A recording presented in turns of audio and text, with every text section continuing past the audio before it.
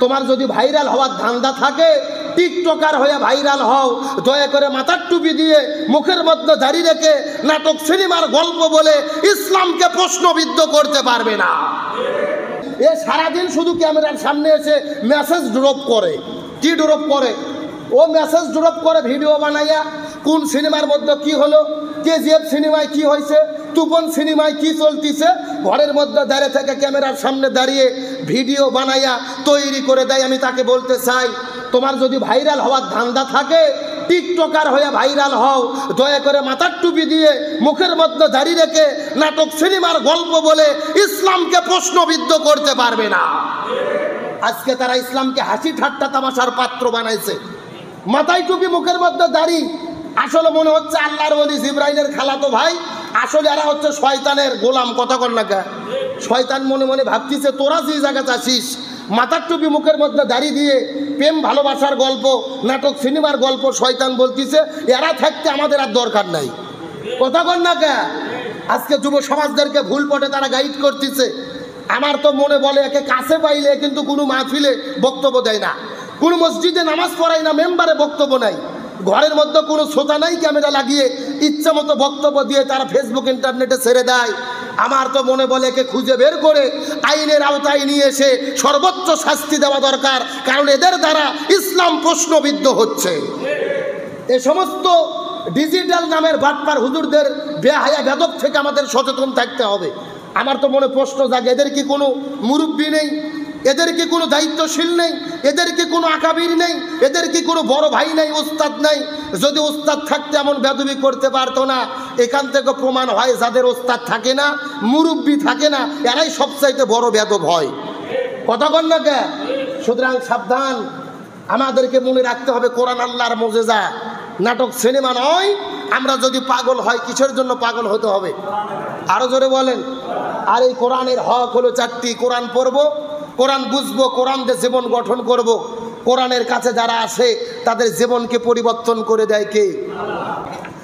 আমাদের জাতির পিতা হযরত ইব্রাহিম আলাইহিস সালাম ইমানের পরীক্ষা দেওয়ার জন্য নমরুদ তাকে নমরুদের অগ্নিকুণ্ডের মধ্যে ফেলে দিলে 1 নয় 2 নয় 40 দিন ছিল আগুনের মধ্যে। ইব্রাহিম নবী 40 দিন ছিলেন। জোরে বলেন কতদিন? ইব্রাহিম আলাইহিস সালাম ইমানের পরীক্ষা দিতে গিয়ে নমরুদের অগ্নিকুণ্ডের মধ্যে 40 দিন ছিল। তার মানে বোঝা গেল ইব্রাহিম নবীর জন্য ওই নমরুদের অগ্নিকুণ্ডটাই ছিল। শূন্যস্থান পূরণ করেন। অগ্নিকুণ্ডটাই ছিল আমাদের জাতির পিতা হযরত ইব্রাহিম আলাইহিস সালামের জন্য নমরুদের অগ্নিকুণ্ডটাই ছিল কারবালা। হযরত মুসা আলাইহিস সালামকে মারার জন্য ফিরাউন মুসা নবীকে হামলা করলেন। মুসা নবী ইমানের পরীক্ষা দিতে গিয়ে ওই লোহিত সাগরের মধ্যে মুসা নবী ঝাঁপ দিল। হযরত মুসা আলাইহিস সালামের জন্য ওই লোহিত সাগরটাই ছিল। কথাগুলো সুন্দর করে বোঝার চেষ্টা করবেন। হযরত ইউসুফ আলাইহিস সালাম ইমানের পরীক্ষা দিতে গিয়ে মিশর দেশের মধ্যে জেলখানার ভেতরে 1 নয় 2 নয় 10 বছর পর্যন্ত জেলখানার মধ্যে তাকে বন্দী করে রাখা হয়েছিল। হযরত ইউসুফ আলাইহিস সালামের জন্য ওই মিশরের জেলখানাটাই ছিল। আল্লাহর পয়গম্বর হযরত ইউনূস আলাইহিস সালাম ইমানের পরীক্ষা দিতে গিয়ে সাগরের মধ্যে তিমি মাছের পেটের ভেতরে 1 নয় 2 নয় 40 দিন পর্যন্ত ইউনূস নবী মাছের পেটের মধ্যে ঘুরেছে। হযরত ইউনূস আলাইহিস সালামের জন্য ওই সাগরের ভেতরে ওই মাছের পেটটাই ছিল। হযরত ঈসা আলাইহিস সালামকে মারার জন্য হামলা করা হলো, চতুর্দিক থেকে তাকে হত্যা করার জন্য পরিকল্পনা করা হয়েছে। হযরত ঈসা আলাইহিস সালামকে যখন ঘরের মধ্যে বন্দী করা হলো, ওই ঘরে 7টা ফাটল করে আল্লাহ ঈসা নবীকে 4th আসমানের মধ্যে নিয়ে গেলেন। হযরত ঈসা আলাইহিস সালামের জন্য ওই ঘরটাই ছিল। হযরত আইয়ুব আলাইহিস সালাম ইমানের পরীক্ষা দিতে গিয়ে জঙ্গলের মধ্যে 18 বছর পার করেছেন, পুরো শরীরটা রোগে আক্রান্ত হয়ে গেল। যেই ঝুপড়ি ঘরের মধ্যে, পাতার একটা ঝুপড়ি ঘরের মধ্যে 18 বছর পার করে দিলেন, তারপর শরীরটা ছিলেন রোগে আক্রান্ত। হযরত আইয়ুব আলাইহিস সালামের জন্য ওই ঝুপড়ি ঘরটাই ছিল। আমার নবীজি সাল্লাল্লাহু আলাইহি ওয়াসাল্লাম ইমানের পরীক্ষা দিতে গিয়ে কালেমার কথা বলার কারণে, হক কথা বলার কারণে আমার নবীজিকে জেলখানার মধ্যে বন্দি করা হলো। ওই শিবে আবু তালিব নামক জেলখানার ভেতরে আমার নবীজিকে 1 নয় 2 নয় 3.5 বছর পর্যন্ত বন্দি করে রাখা হয়েছিল। আমার নবী আর নবীর সঙ্গের সাহাবীদের জন্য ওই শিবে আবু তালিব নামক জেলখানাটাই ছিল। বিশ্ব নবী করিম সাল্লাল্লাহু আলাইহি সাল্লাম দিনের দাওয়াত দেওয়ার জন্য তাইফের ময়দানে গেলেন, নবীজিকে পাথর মারা শুরু করে দিলেন। আমার নবীজি পাথর খাইতে খাইতে মাটির মধ্যে পড়ে গেল। কিছুক্ষণ পরে নবীজির আবার হোশ হয়ে গেলেন। আমার নবী আবার দিনের দাওয়াত দেওয়া শুরু করলো। তারা আবার পেছন দিক থেকে নবীজিকে পাথর মারা শুরু করলেন। নবীজির শরীর থেকে একটা ফোঁটা রক্ত বের হয়েছে। আল্লাহর কুদরতি মনের মধ্যে বড় কষ্ট লেগে গেছে। আল্লাহ তাআলা ডাক দিয়ে বলে, জিবরাইল, নবীজির শরীরের মধ্যে থেকে একটা ফোঁটা রক্ত বের হয়েছে, এই রক্ত খবরদার খবরদার তোমরা জমিনে পড়তে দিও না।